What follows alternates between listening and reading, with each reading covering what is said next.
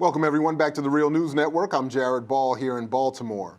7 million lead water pipes nationwide, calls for massive replacement of that infrastructure, combined with the legacies of labeling mostly black and poor neighborhoods as blighted or as signifying a justifiable impending and forced removal of those populations, has led our next guest to suggest that this water pipe crisis will be turned into just the disaster capitalist event necessary to legitimize those previously arrived at conclusions.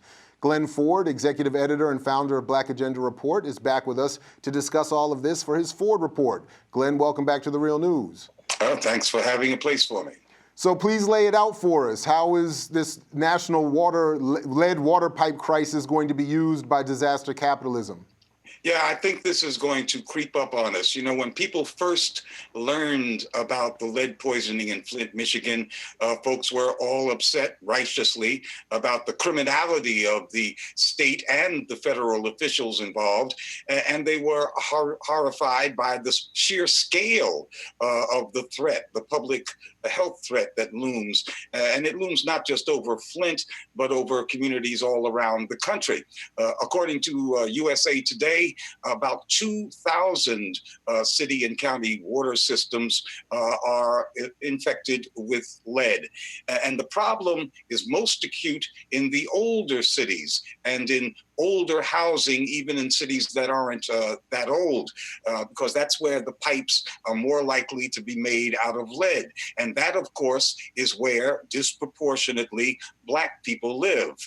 In Chicago, for example, up until the 1980s, they had a housing code that mandated that lead be used in the pipes. Washington, D.C., and I'm sure you're familiar with this, Jared, spent almost $400 million trying to replace pipes, and then stopped doing that when the job was only half done because they said it was too expensive. And we know that there are lots of cities, and most of them are heavily Black and poor, that already have higher levels of lead than Flint, Michigan does. So clearly, the United States is facing a horrific public health crisis, and this health crisis must be addressed. But it also means that the perfect conditions have been created for disaster capitalists. And these disaster capitalists not only want to privatize the water systems all over the country, they've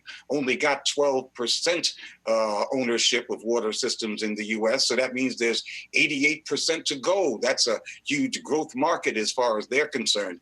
They not only want to do this big privatization cash in, but they want to move Black people and poor people out of potentially profitable urban real estate. And this presents them with a perfect opportunity.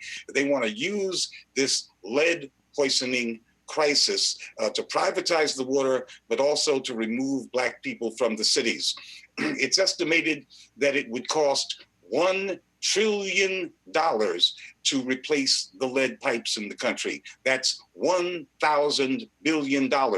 So unless the federal government picks up the whole tab for replacing these pipes, then the states like Michigan, but a whole lot of them, they're going to use this disaster to sell off the water systems, and they'll say that that's in order to pay for the pipes. And the cities, of course, which are starved for cash under all circumstances, they'll be under the same pressures. But we have to understand that in most localities, the government only pays for replacement of the pipes up to the boundary of the private property. And after that, either the homeowner or the landlord has to pay for replacing the pipes.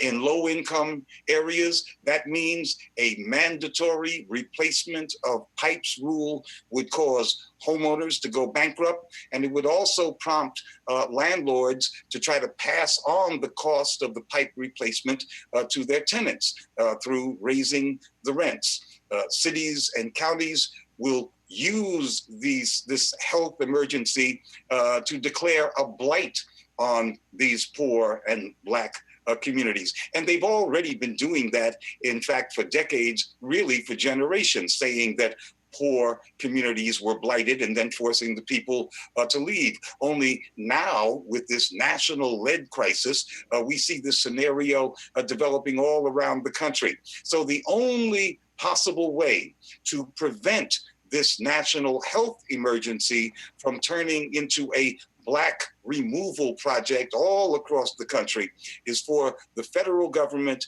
to pick up the tab, this $1 trillion tab, to fix it. If we leave it to the states and the cities, it's going to be a demographic disaster for us. It sounds like some of the critiques I heard a couple of years ago around the effort led, I believe, by Van Jones to move towards a greening of the economy and eco-capitalism, as if this would in and of itself take care of all the problems undergirding these surface manifestations. But as Public Enemy once said famously, and I hear you repeating now, Glenn, don't believe the hype. You know, they can turn any, not just disaster, but any good cause into a very bad result for us. And that's why we have to, you know, we're always urged to become more sophisticated. But I think that sophistication means that we have to study the movements and motives of capital and understand that they can create a situation when even a campaign for a public health good cause reason can be turned into a black removal excuse. Well, Glen Ford, thanks again for joining us here at the Real News Network. Thank you. And thank you all for joining us wherever you are. Again, I'm Jared Ball here in Baltimore, saying as Fred Hampton used to say, to you we say peace if you're willing to fight for it. So peace, everybody, and we'll catch you in the whirlwind.